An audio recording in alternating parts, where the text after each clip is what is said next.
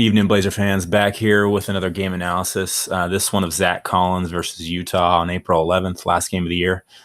Starting out offensively, pretty typical game, quiet night.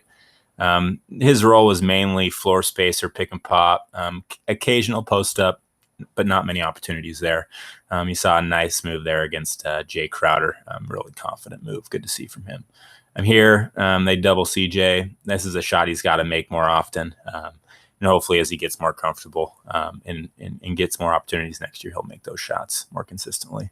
Defensively, very solid night. I mean, you never really worry about Zach defensively, but I think this was probably one of his better games.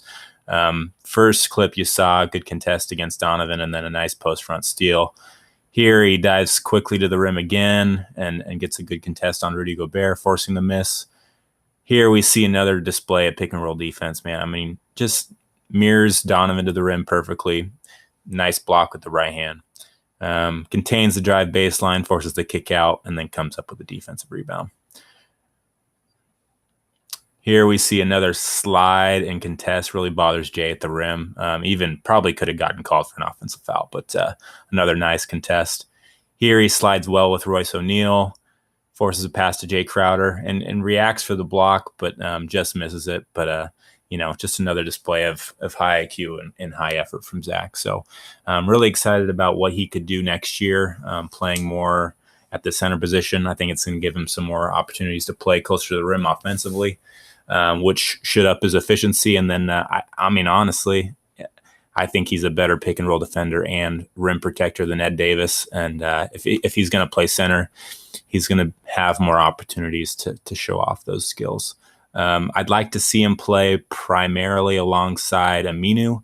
So with Aminu starting, I don't know how that's necessarily going to work. I guess they could possibly have Aminu play the entire first quarter. So take Nurk out at the 6-minute mark, bring in Zach, run Aminu and Zach for that final 6, and then, roll with it from there.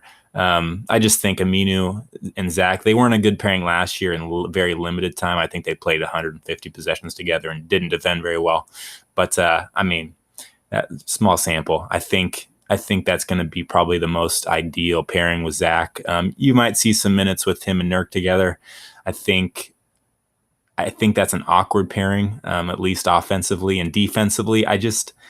Zach can move in space. That's one of his good qualities as a 7-footer. Not many guys can move like him, but I think playing him at the center really does better leverage his defensive skills. He is a little skinny, but I think he's gotten stronger and he'll be able to better hold his position. And I think he's just going to be able to make a more impact defensively if he's playing the center. And I think Aminu spaces the floor, and I think he'll be able to rebound a little bit better than Harkless.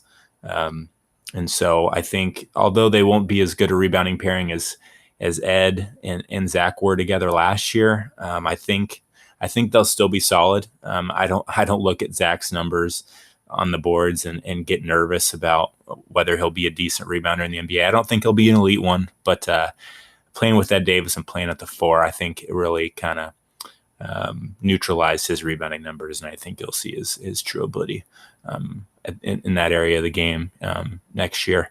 So again, just wanted to look back at Zach, kind of review of his skills, and I'm excited. I've always loved Zach. I'm very high on him as a player. I don't think his offensive upside is super high. Doesn't have great tools as a pick and roll finisher. He's going to do more of it this year, but small hands, not great length, not a great 1-foot leaper, not very explosive off a 2, although he gets off pretty quick. But I think he's got good potential as a face-up big man. He's going to be able to hit the 3 eventually. He hit it pretty well last year. A little inconsistent though. I think he's going to clean up the mechanics and become a little more comfortable there. Remember, going back to college, he was mainly a finisher at Gonzaga, not really a shooter. He shot a little bit, showed potential there, but transitioning into primarily a spot-up role.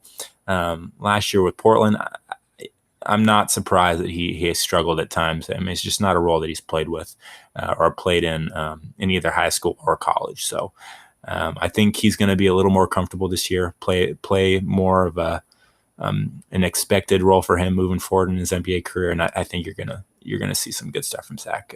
Again, really excited about him.